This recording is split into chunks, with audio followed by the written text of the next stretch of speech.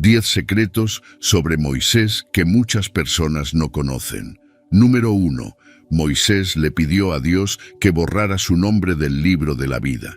¿Qué ocurrió para que Moisés hiciera esta declaración y qué podemos aprender de ello? Esto sucedió al mismo tiempo que la adoración del becerro de oro. La parábola del becerro de oro arroja luz sobre la naturaleza humana y la tendencia de los individuos a alejarse de su compromiso con Dios. Es irónico que, mientras Moisés estaba en el monte Sinaí, recibiendo los 10 mandamientos de Dios, los israelitas estaban rompiendo el primer mandamiento, que afirma que no tendrás otros dioses delante de mí. La impaciencia de los israelitas con Moisés en el monte Sinaí los llevó a crear la idea de hacer un nuevo Dios para que fuera delante de ellos para adoración. Para lograr esto, fundieron sus joyas de oro y las usaron para construir el becerro de oro a partir de ellas. La impaciencia del pueblo los hizo recurrir a Aarón y le dieron la responsabilidad de servir como su guardián espiritual en lugar de Moisés. Aarón obedeció la petición transformando sus aretes de oro en un becerro esculpido en oro, lo cual era un comportamiento específicamente prohibido. Entonces comenzaron a entregarse a la libertinaje adorando al ídolo mientras también se involucraban en comportamiento inmoral, como comer, beber y jugar. Entonces el Señor le dijo a Moisés: «Baja ahora mismo, porque tu pueblo que sacaste de la tierra de Egipto se ha corrompido». Se apartaron rápidamente del camino que les ordené. Hicieron para sí un becerro fundido, lo adoraron y le sacrificaron, y dijeron: «Este es tu Dios, oh Israel, que te sacó de la tierra de Egipto». Éxodo capítulo 32, versículos 7 a 8. La bajada de Moisés de la montaña, donde las 2 tablas del testimonio encontraron a Josué por el camino y vinieron al pueblo mientras realizaban su fiesta idolátrica sensual. Con justa ira, rompió las tablas de la ley como testimonio de lo que el pueblo ya había hecho. Éxodo, capítulo 32, versículos 31 a 34. Entonces Moisés regresó al Señor y dijo: «Oh, qué gran pecado ha cometido este pueblo, han hecho para sí dioses de oro, pero ahora, por favor, perdona su pecado. Pero si no, entonces bórrame del libro que has escrito». El Señor respondió a Moisés: «A quien haya pecado contra mí, lo borraré de mi libro. Ahora ve, guía al pueblo al lugar del cual te he hablado, y mi ángel irá delante de ti. Sin embargo, cuando llegue el momento de castigar, los castigaré por su pecado». Moisés no minimizó la gravedad del pecado cometido por el pueblo ni intentó disminuir su impacto. Fueron responsables de glorificar una deidad de oro. A pesar de la enormidad del pecado del pueblo, Moisés pidió perdón. Este fue un llamado a la misericordia y gracia de Dios. Moisés imploró a Dios que perdonara a Israel por su propia identificación de autosacrificio con el pueblo pecador.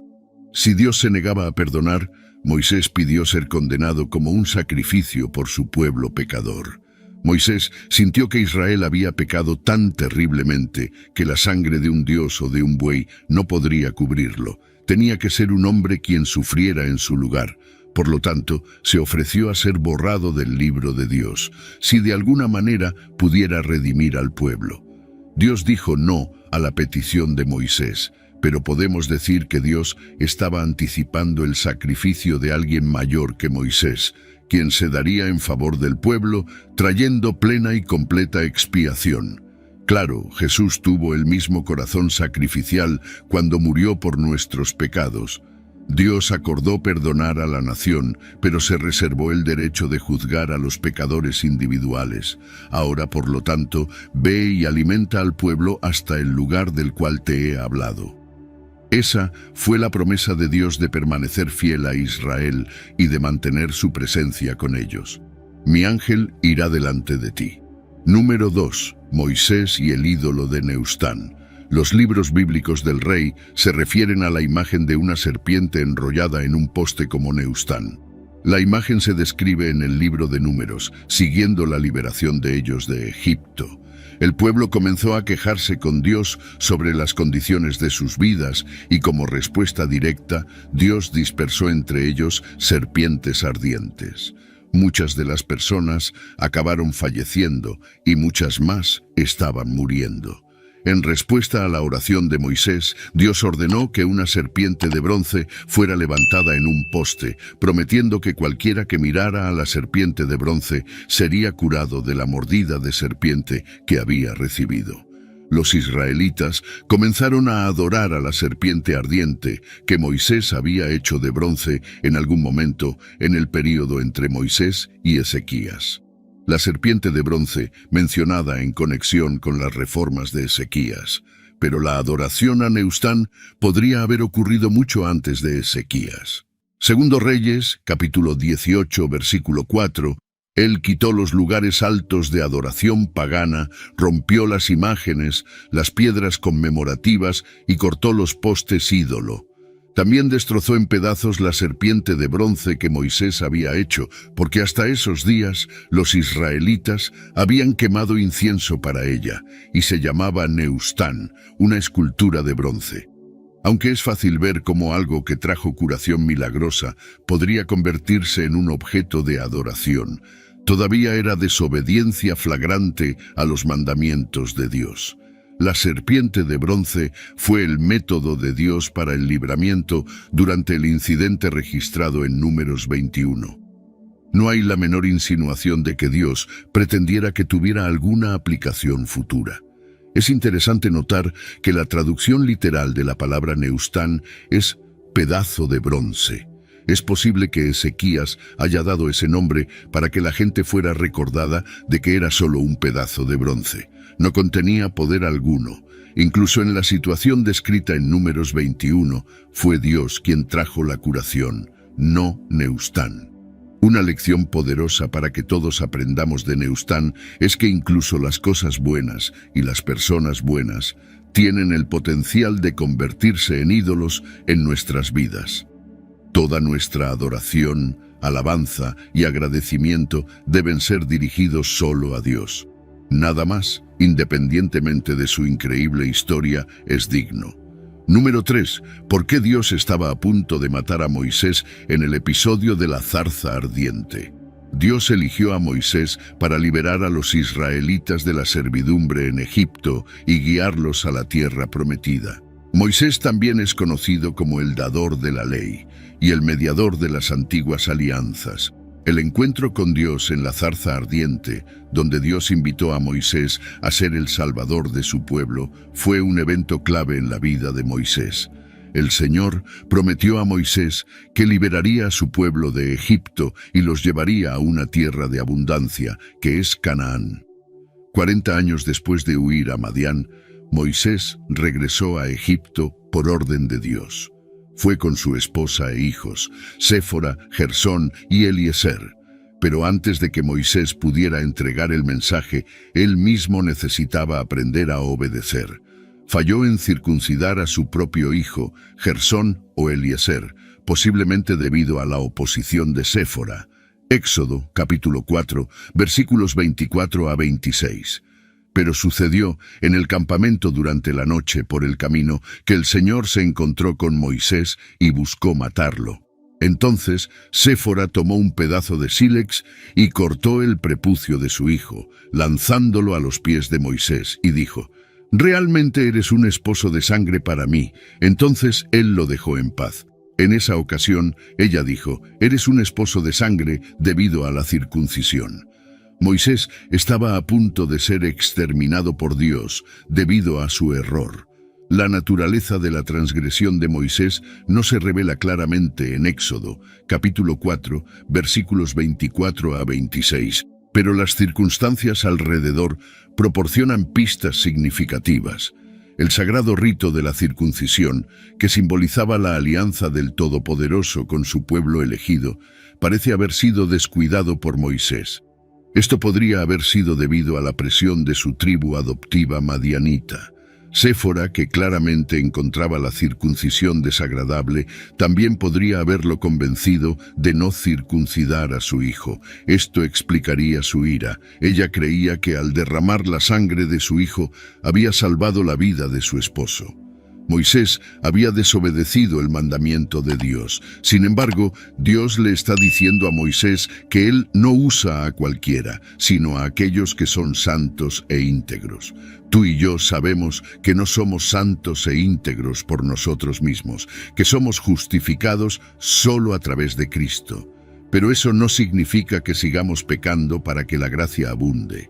Moisés estaba a punto de volver y representar a Dios. Sin embargo, no había hecho lo que un representante justo de Dios haría, incluso con sus propios hijos.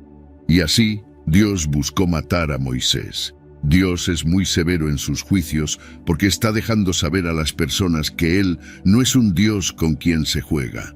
Por lo tanto, como Moisés iba a ser el libertador, tenía que trabajar en las áreas de su propia vida que estaban fuera de sintonía, porque Dios es santo. Este nivel de juicio también se aplica a los israelitas.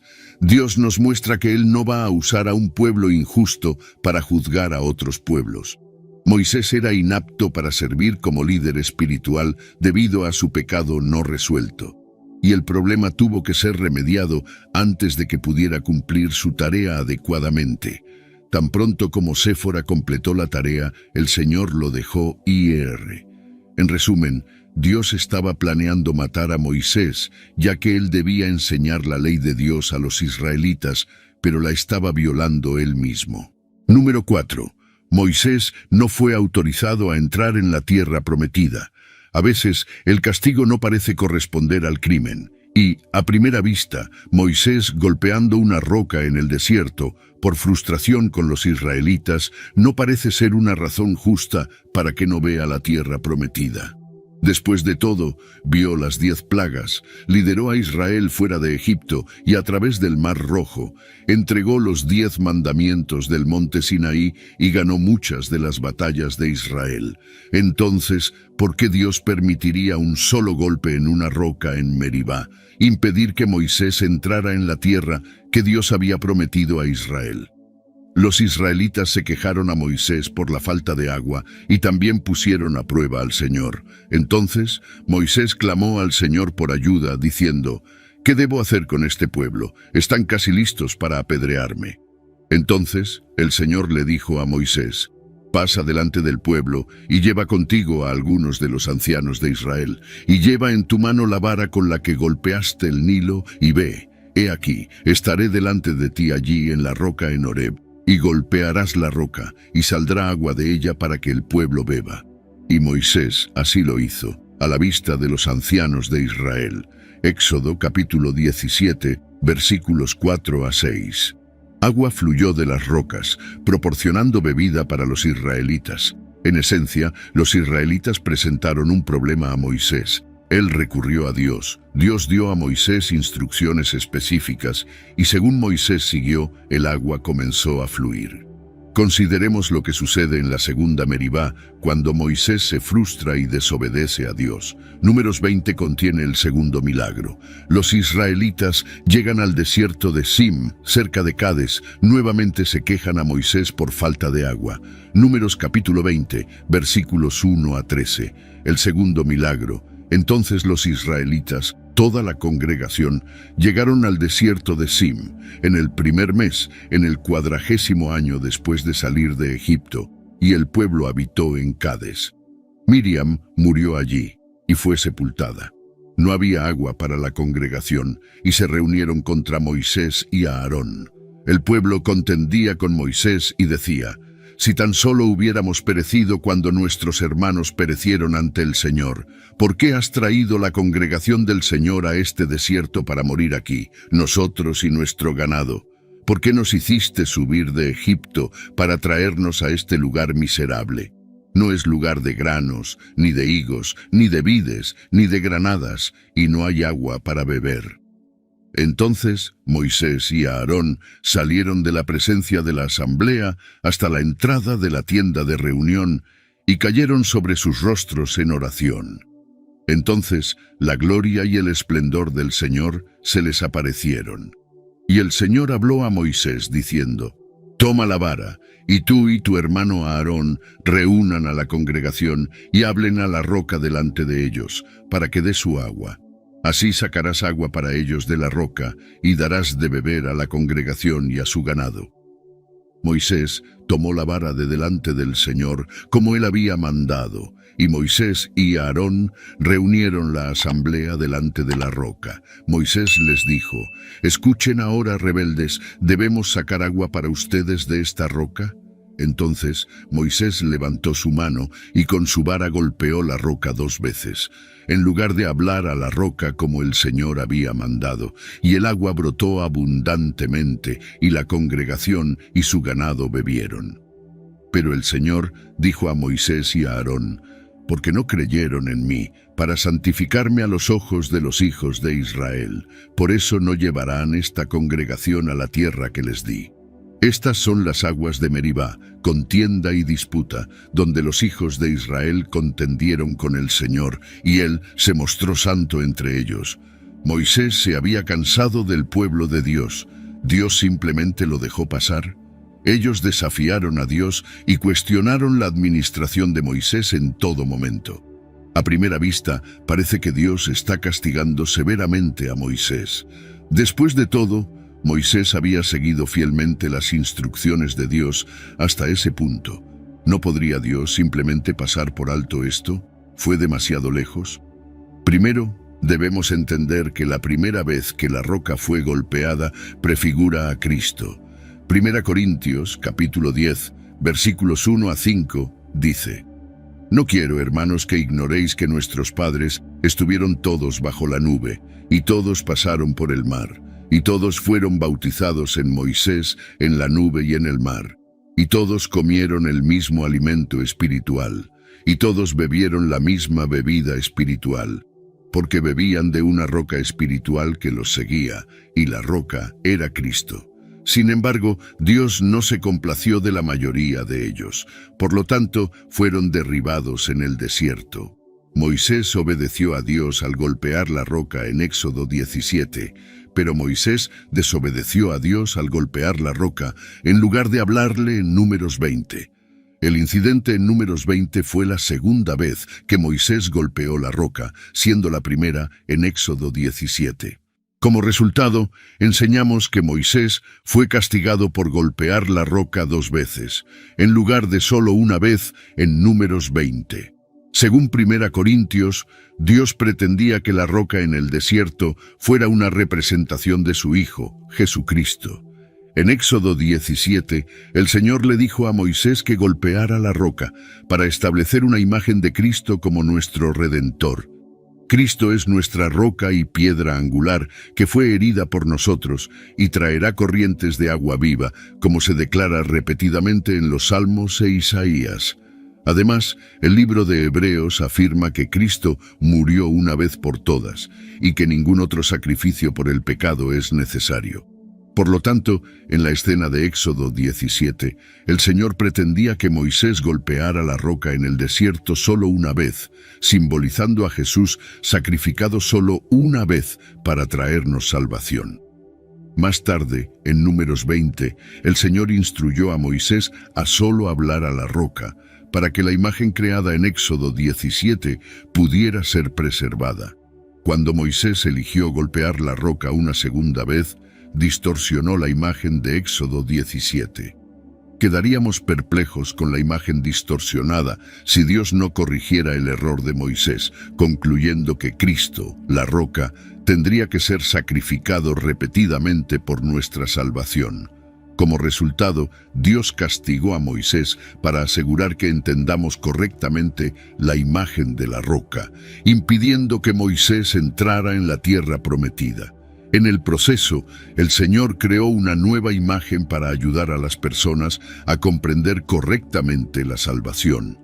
Al negar la entrada de Moisés a la tierra prometida, el Señor demostró que no podemos entrar en la salvación simbolizando la tierra prometida a través de las obras de la ley, simbolizando a Moisés, sino solo a través de la obra de Jesús, es decir, por Josué, que tiene el nombre de Yeshua o Jesús. Cuando Dios le instruyó a hablar a la roca para obtener agua para la nación, él la golpeó en ira. Reaccionó con ira, en lugar de con calma, y como resultado fue impedido de entrar en la tierra prometida. Número 5. Los magos que Moisés enfrentó, Janes y Jambres. La narrativa de los magos del faraón se encuentra en Éxodo 7 y 8, cuando Moisés y Aarón confrontaron al faraón en Egipto y exigieron que liberara al pueblo de Dios de la esclavitud. Para validar su mensaje, Moisés y Aarón realizaron milagros. Moisés ocupó un lugar especial en la historia debido al extraordinario número y variedad de hazañas milagrosas que se le atribuyeron, como está escrito, todo ese poder poderoso y todo el gran terror que Moisés realizó. Se nos enseña que Moisés fue incomparable en el poder y la autoridad con los que lideró al pueblo de Israel. Se nos dice que no surgió en Israel otro profeta como Moisés desde ese tiempo. Sin embargo, hubo grandes gobernantes de Israel, así como líderes, profetas y sacerdotes, pero antes de la llegada de Jesucristo, conocido como el Mesías, nunca hubo otro hombre que ocupara todos esos oficios de manera tan gloriosa como Moisés. Incluso con los milagros de Moisés, enfrentó la oposición de Janes y Jambres. Dios dio a Moisés y Aarón la instrucción de mostrar una señal al faraón en su primer encuentro con el rey, arrojando la vara de Aarón al suelo. Dios sabía que el faraón exigiría una señal. Después de que Aarón hiciera esto, la vara en su mano se transformó en una serpiente. El faraón rápidamente llamó a sus magos, cada uno de los cuales pudo transformar su propia vara en serpientes. La serpiente de Aarón tragó las serpientes de los magos, lo que debió haber sido interpretado como una advertencia ominosa para la corte del faraón. La serpiente de Aarón, Éxodo, capítulo 7, versículos 8 a 13. Ahora el Señor dijo a Moisés y a Aarón: cuando el faraón os diga, haced un milagro para probar vuestra autoridad, entonces di a Aarón, toma tu vara y arrójala delante del faraón para que se convierta en serpiente. Entonces Moisés y Aarón fueron al faraón e hicieron exactamente como el Señor había ordenado. Aarón arrojó su vara delante del faraón y sus sirvientes y se convirtió en serpiente. Entonces el faraón llamó a los sabios y hechiceros y los magos de Egipto. También hicieron lo mismo con sus artes secretas. Cada hombre lanzó su vara y se convirtieron en serpientes, pero la vara de Aarón tragó las varas de ellos. Sin embargo, el corazón del faraón se endureció y no los escuchó, como el Señor había dicho. Los magos del faraón lograron realizar milagros otras 2 veces, igualando los signos que Moisés y Aarón habían mostrado. La primera plaga que Moisés invocó sobre los egipcios fue la plaga de sangre. Los magos también fueron capaces de transformar agua en sangre, como Moisés hizo con el río Nilo. Éxodo, capítulo 7, versículos 19 a 22. Plaga de sangre. Entonces el Señor dijo a Moisés: dile a Aarón, toma tu vara y extiende tu mano sobre las aguas de Egipto, sobre sus ríos, sobre sus arroyos, sobre sus estanques y sobre todos sus depósitos de agua, para que se conviertan en sangre. Habrá sangre por toda la tierra de Egipto, tanto en recipientes de madera como en recipientes de piedra. Entonces Moisés y Aarón hicieron exactamente como el Señor había ordenado. Levantó la vara y golpeó el agua que estaba en el Nilo, a la vista del faraón y a la vista de sus sirvientes, y toda el agua que estaba en el Nilo se convirtió en sangre. Entonces los peces que estaban en el Nilo murieron, y el Nilo apestaba, de modo que los egipcios no podían beber agua del Nilo, y la sangre estaba por toda la tierra de Egipto. Pero los sacerdotes adivinos de Egipto hicieron lo mismo con sus artes secretas, y el corazón del faraón se endureció, y no los escuchó, tal como el Señor había dicho. Esto es una gran insensatez por parte de los magos. Las plagas eran una maldición de Dios. En lugar de intentar revertir la maldición, decidieron transformar más agua en sangre. También agregaron a la maldición de su pueblo. Tal es el camino de las artes oscuras. Su objetivo no era aliviar los problemas del pueblo egipcio. El maligno intentaba mostrar importancia en lugar de ayudar a aquellos bajo su mando. Era una forma demente de pensar y lamentablemente no hicieron nada para ayudar a su pueblo. La segunda plaga que golpeó al pueblo egipcio fue una plaga de ranas. Y los magos agregaron al problema al conjurar sus propias ranas, en lugar de encontrar una solución para ello, lo que empeoró la situación. Después de eso, sin embargo, la autoridad de los magos se detuvo, ya que no pudieron reproducir más plagas y admitieron que estaban presenciando el dedo de Dios en los signos de Moisés. Éxodo capítulo 8, versículo 19. Entonces los magos dijeron al faraón: «Esto es el dedo sobrenatural de Dios». Pero el corazón del faraón se endureció y no los escuchó, tal como el Señor había dicho. Satanás había dado a los magos del faraón el poder de duplicar algunos de los signos que Dios realizó a través de Moisés y Aarón. Entonces, ¿cómo lograron los magos egipcios realizar estos increíbles actos en primer lugar? Aunque no tan poderoso como Dios, Satanás, anteriormente uno de los ángeles más altos de Dios, puede engañar, emular milagros y hasta predecir el futuro con cierto grado de precisión. El poder de Dios eventualmente triunfó sobre los hechiceros egipcios, ya que no tuvieron éxito en invocar piojos. La fuerza de Dios es lo suficientemente vasta para superar fácilmente la fuerza de Satanás. La capacidad de realizar milagros por el poder de las tinieblas y la disposición para recibirlos como auténticos caracterizarán los tiempos finales.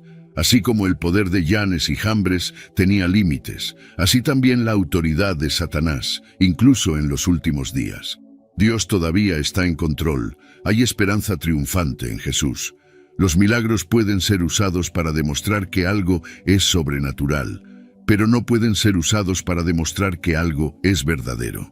Estos magos egipcios eran hombres inteligentes y educados. Sin embargo, Pablo observó que carecían de la sabiduría que viene de Dios. Algunos de nosotros nos maravillamos con cualquier poder espiritual real sin considerar cuidadosamente que el poder real puede tener una fuente siniestra en lugar de divina. Y aunque un nuevo poder parezca tener las respuestas que buscamos, no debemos ser seducidos por él, porque las fuerzas demoníacas pueden venir disfrazadas de ángeles de luz. Número 6. El único hombre que Dios enterró. Dios eligió retener de nosotros información sobre los eventos que llevaron a la muerte de Moisés. Moisés subió a las alturas del monte Nebo mientras Israel acampaba en las llanuras de Moab. Desde allí, tuvo una visión clara de toda la tierra prometida hasta la costa del mar occidental. Deuteronomio capítulo 34, versículos 1 a 3. Ahora bien, Moisés subió desde las llanuras de Moab al monte Nebo, a la cima de Pisga, que está frente a Jericó.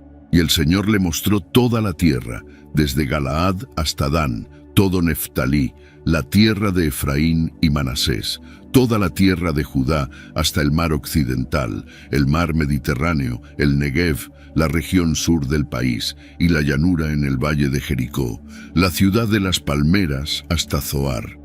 ¡Qué título tan honorable! Moisés es distinguido como el siervo de Jehová.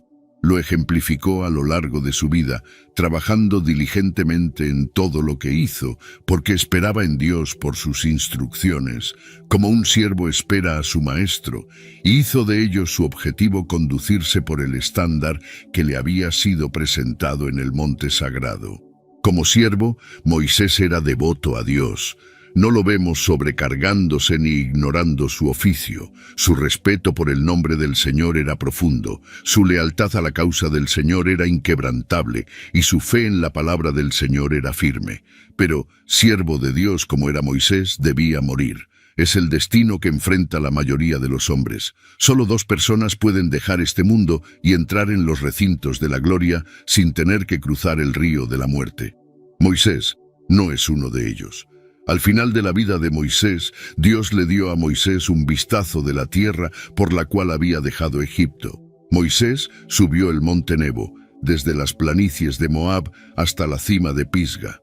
Ahí hay una Pisga por la que también debemos pasar y ser reunidos con nuestros antepasados, que podamos subir tan dispuestos como Moisés, el siervo de Dios.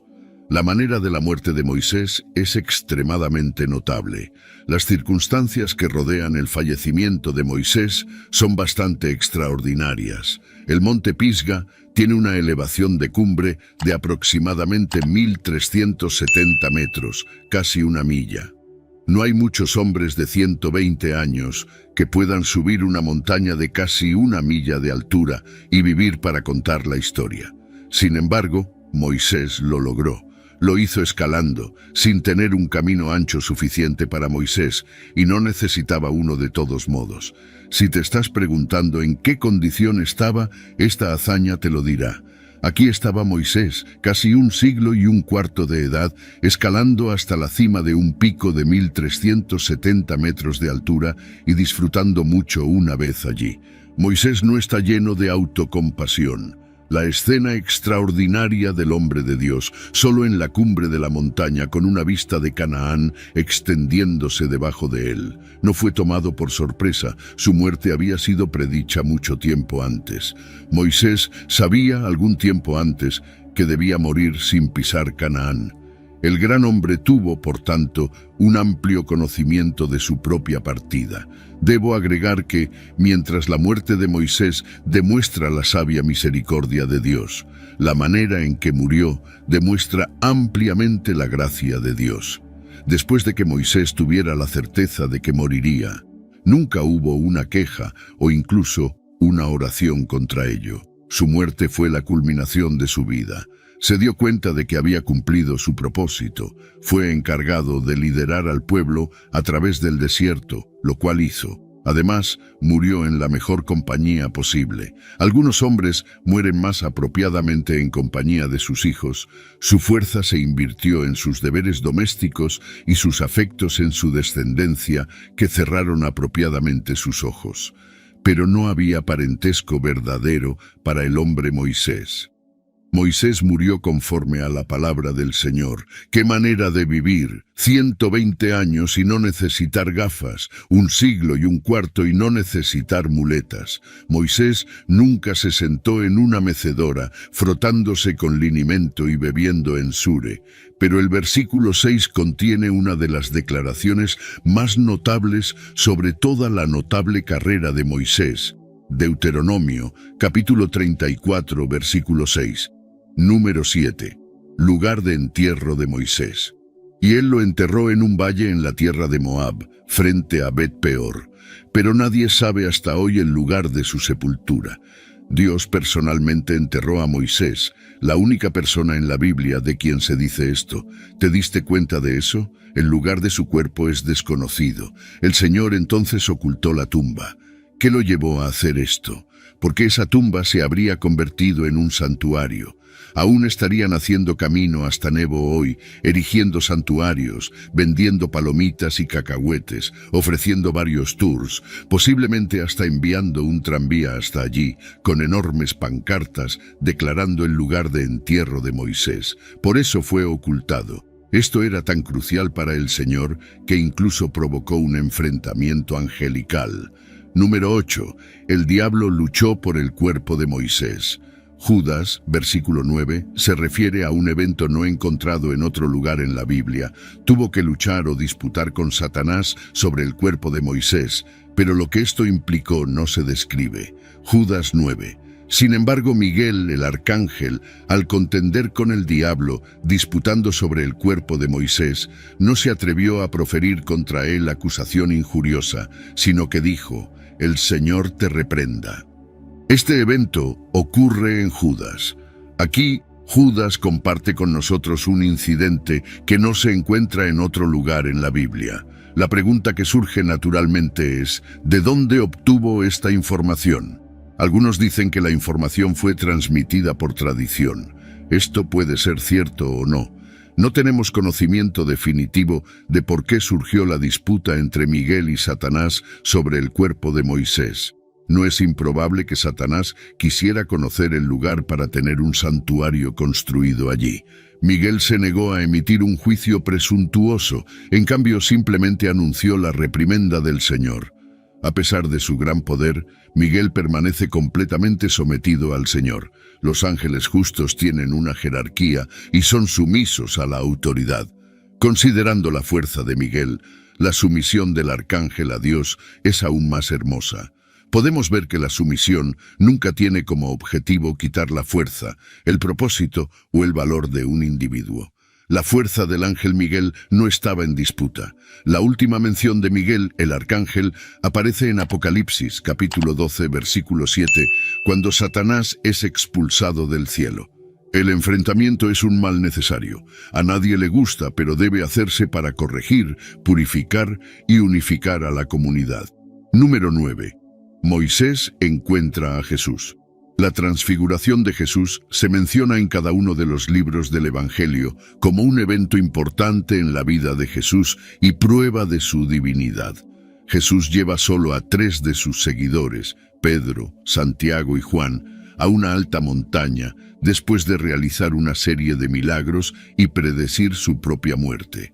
Esta es la escena de la transfiguración en la que su apariencia es radiante transformada, Mateo, capítulo 17, versículo 2, y fue transfigurado delante de ellos, y su rostro resplandeció como el sol, y sus vestiduras se volvieron blancas como la luz.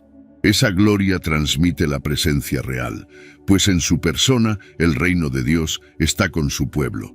El círculo íntimo de discípulos es testigo de la profunda revelación de la identidad de Jesús, así como de su misión. Durante esta transfiguración, 2 de los personajes más importantes del Antiguo Testamento, Moisés y Elías, aparecen. Su entrada simboliza la ley y los profetas dando testimonio de Jesús, el Mesías, que cumple el Antiguo Testamento. Los judíos ven a Moisés como uno de sus mayores líderes. Pero Jesús es aún mayor. Moisés es aquel a quien Dios usó para dar la ley. Y Elías es aquel que conecta la profecía carismática anterior de los días de Samuel con los profetas escritores posteriores. Moisés también es considerado el profeta modelo y Elías como el precursor del Mesías, según se menciona en Malaquías capítulo 4, versículos 4 a 6. Estos versículos mencionan tanto la entrega de la ley a través del siervo de Dios, Moisés, como el envío del profeta Elías antes del inminente día del Señor. Su presencia en la montaña con Jesús demuestra la majestad de Jesús como aquel que será llamado Hijo de Dios y que trasciende a ambos. La nube de la presencia de Dios apareció a Moisés en el monte Sinaí. Su brillo, Shekinah, llenó el tabernáculo. La nube de la presencia de Dios guió a los israelitas en el desierto, y la nube de la gloria del Señor llenó el templo de Salomón. Jesús cumplió tanto la ley como los profetas, como lo evidencia su superioridad sobre Moisés y Elías, cuyas revelaciones eventualmente apuntan hacia Jesús, porque Jesús es el Hijo de Dios encarnado, el profeta definitivo que cumple la profecía de Moisés. Los discípulos deben escucharlo para entender su misión mesiánica. Cuando los discípulos miran hacia arriba, solo ven a Jesús. Su atención ahora está exclusivamente en Jesús, como Moisés y Elías habrían preferido, pues su importancia final estaba en preparar el camino para el Mesías, el Hijo de Dios y su propósito redentor. Aunque los discípulos recibieron la revelación más explícita de la identidad de Jesús, todavía no comprenden totalmente lo que presenciaron. Número 10. Moisés ve a Dios. Moisés encontró a Dios en una zarza ardiente, presenció a Dios humillar al faraón y a los egipcios, vio a Dios dividir el mar y proveer agua de una roca, y pasó 40 días y noches en el monte Sinaí con Dios. Moisés fue testigo de los signos y maravillas de Dios. Ahora deseaba encontrar a Dios en sí mismo. Deseaba tener una relación personal con Dios, más deseable que todas sus maravillas, obras y bendiciones combinadas. Conocer a Dios personalmente es la mayor bendición que cualquier ser humano puede recibir. Juan capítulo 17, versículo 3. Y esta es la vida eterna, que te conozcan a ti, el único Dios verdadero, y a Jesucristo, a quien has enviado. Dios graciosamente respondió al deseo de Moisés de saber quién iría con él, diciendo: «Mi presencia irá contigo». El Señor estaba familiarizado con Moisés, y Moisés había encontrado favor con él. Moisés, por otro lado, no estaba satisfecho con su relación. Deseaba más de Dios. A pesar de haber presenciado la zarza ardiente, la apertura del Mar Rojo, haber visto agua brotar de la roca y comido maná del cielo, todo esto era noticia vieja para él. Deseaba aprender más sobre Dios, buscaba un entendimiento más profundo de sí mismo. Así Moisés dijo al Señor: «Por favor, enséñame tus caminos para que te conozca». Moisés era como un hombre hambriento sentado ante un banquete fino. No estaba satisfecho con solo picotear un aperitivo y probar la sopa. Deseaba saciarse con todo lo que el Señor tenía para ofrecer. Moisés entendió lo que el salmista dijo: «Como el ciervo brama por las corrientes de las aguas, así clama por ti, oh Dios, mi alma». Mi alma tiene sed de Dios, del Dios vivo. Salmos, capítulo 42, versículos 1 y 2.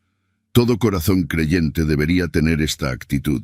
Dios no está interesado en meros asistentes a la iglesia. Él desea ser conocido por aquellos que están hambrientos y sedientos. De hecho, conocer a Dios es el significado de la vida eterna. Entonces Moisés dijo: «Ahora, muéstrame tu gloria». Éxodo capítulo 33, versículo 18. Moisés quería aún más. Le dijo al Señor: «Por favor, déjame ver tu gloria». En otras palabras, Moisés quería ver una manifestación visible del Dios invisible, que se hiciera pública para él y proporcionara una exhibición observable de su divinidad gloriosa. ¿Estás satisfecho solo con escuchar un sermón y cantar algunas canciones para Dios? ¿O constantemente anhelas ver más de Dios en tu vida para comprender un mayor sentido de la gloria de Dios? Moisés fue alentado a hacer una última petición especial: «Ahora, muéstrame tu gloria». Sobre todo, fue la misericordia y la compasión de Dios lo que lo llevó a renovar su pacto con Israel. Dios entonces explicó cómo demostraría su bondad y gloria a Moisés sin matarlo.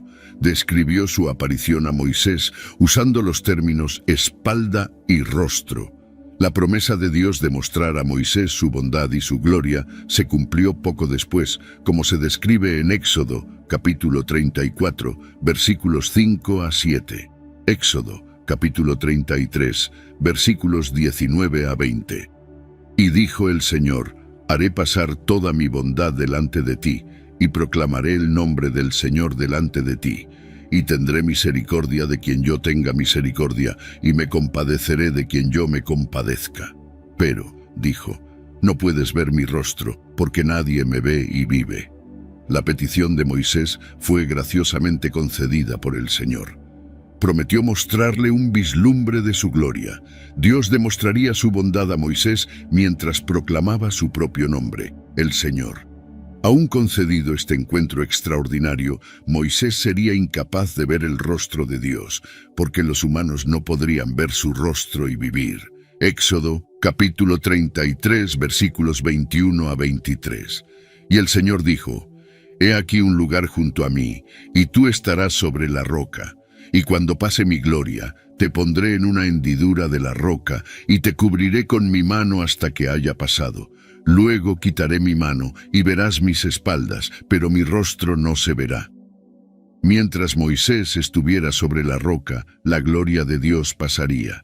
Dios le dijo: «Te pondré en una hendidura de la roca, y te cubriré con mi mano hasta que haya pasado. Luego retiraré mi mano, y verás mis espaldas». En otras palabras, el Señor estaba limitando la exposición de Moisés a su gloria para su propio beneficio. no podría ser sometido a nada más que un vislumbre de la gloria de Dios desde atrás.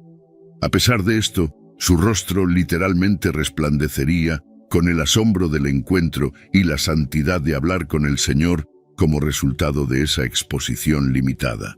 Claro, porque Dios es espíritu, Él no tiene un cuerpo y por lo tanto no tiene espaldas, así como no tiene un brazo. Nadie ha visto jamás a Dios en toda su gloria, pero el Hijo de Dios lo ha revelado. De hecho, Jesús dijo a sus discípulos, «El que me ha visto a mí, ha visto al Padre». Juan capítulo 14, versículo 9. Hasta entonces, seguimos caminando por fe con Dios. Si este contenido fue valioso para ti, te pido que me apoyes con tu suscripción para que no te pierdas ninguno de nuestros próximos videos. Juntos, podemos iluminar más mentes y expandir nuestro entendimiento. Gracias por estar aquí y que Dios te bendiga.